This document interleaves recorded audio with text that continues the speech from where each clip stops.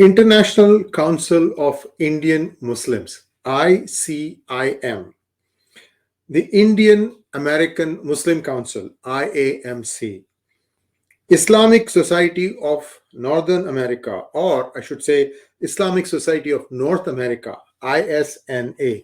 By the way, it was at an ISNA speech that Senator Bernie Sanders spewed venom at India. And you will see all these organizations, hosting something or the other. And then these will, there'll be people paid to come and make statements. Paid meaning like, they'll be contributing to the campaign. That part I have no problem with. What I have problem with is when they are asked to peddle lies. Unfortunately, even the USCIRF appears to have been captured by these lumpens, and therefore the lies continue at a much higher amplified level, which is what is forcing us to tell you the truth about the International Council of Indian Muslims. Remember, Modi was in Germany recently, and these people had a concert, and they were spewing such venom there. My goodness, I'm not even going to go and look into that, but I'm just going to look at all the different characters that make up this ICIM. It's a European-based human rights. It's an oxymoron when you think about it. Activist team. There are members from USA, UK, Canada, the Netherlands, Turkey, and Australia. And you can see the names for yourself. I'm not going to go through each one, but I'll go and touch upon the names and what they do in the following slides.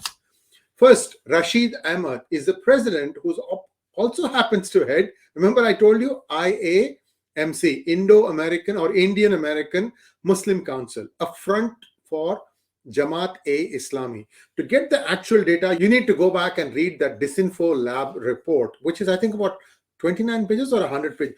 It's a long document, but you have to read it. If you don't read it, somebody has spent hours documenting every connection, every link about who is with what, doing what. And I hope that the FBI is looking into it, because these people have made it much easier for FBI to act on all the transgressions of law, if any.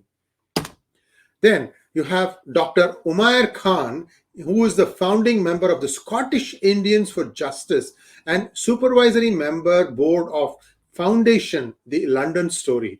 The Foundation London Story was exposed by Disinfo Lab. Again, I told you, right? Read that report. I'll put a link to that report in the description so that you can, whenever you have time, read this thing. Unless you understand all the tentacles that have spread all over the West, you will not be able to comprehend the game plan, because it is very cleverly constructed strategy and the execution is almost spectacular. Haroon Kasim is the founder of Australian-based The Humanism Project. We expose both. Again, this is Stop Hindu Hate Advocacy Network. I'm just essentially making it easy for you to understand by telling you some of the additional data that is around this tweet thread that has been put out. Stop Hindu Hate Advocacy Network, or SHHAN. Now, next one is Nalia Saeed, is a Canadian and founding member of the Canadian Council of Indian Muslims, among other Islamic organizations. So clearly there was a concerted effort to try and bring together people from all walks of life in various countries and try and make it look as if the Indian Muslims are being discriminated against. When you see the actual news, which is exact opposite of what these people are trying to peddle, you see the irony of it. But they believe that a lie told 1,000 times becomes the truth. Very, very faithful worshippers of the Goebbelsian propaganda. Mohammed Mansoor is from the Netherlands and is a software engineer. So I told you, right? All walks of life. Mufti Muhammad Amin Pandor is in notations Deobandi cleric from the UK. He is also called as the man who brought jihad to Britain. Preaches in the same mosque that invited terrorist Masood Azhar. Where did we hear that name before? You all know who he is. Anyway, then you have Mr. Unvis Khan, who is a senior research associate at the Center for Islam and Global Affairs, Istanbul, Turkey. Currently, he is pursuing a PhD at Syracuse University. Syracuse University, incidentally, participated in the Global Dismantling Hindutva Conference in September 2021. In fact, that was the point at which time the Hindu organizations have started really pushing back, showing the hypocrisy, showing the lies and the fakery that is around all these organizations. Now, there is this tremendous amount of pushback. There's a lot of research that has come out. Disinfo Lab report is a very important report because it's got a lot of references. It ties in with a lot of other studies that have happened. So please do read that report. Danish Nadeem from the Netherlands is also a founding member of the Foundation London Party. Zia Ahmed is the editor of Australia-based Australasian Muslim Times. They closely work with Haroon Kasim, THP, Australia's Green Party. His father, Ashaq Ahmed, was member of the Jamaat-e-Islami India. So this is unbelievable.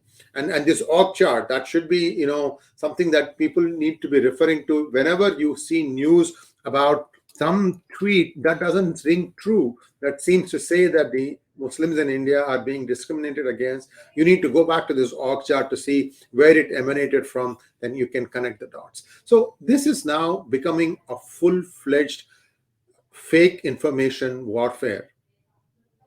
All I'm saying is, don't draw your conclusions based on just reading one side of the story. Take time and make sure that you are convinced that this is where the truth lies. And this can only happen if you read both sides of a story, and then you can come up and draw your own conclusions.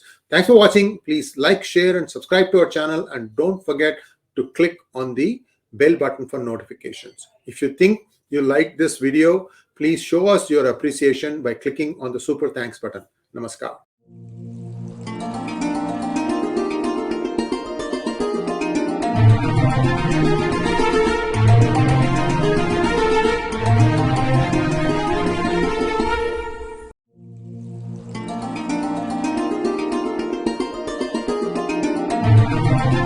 you.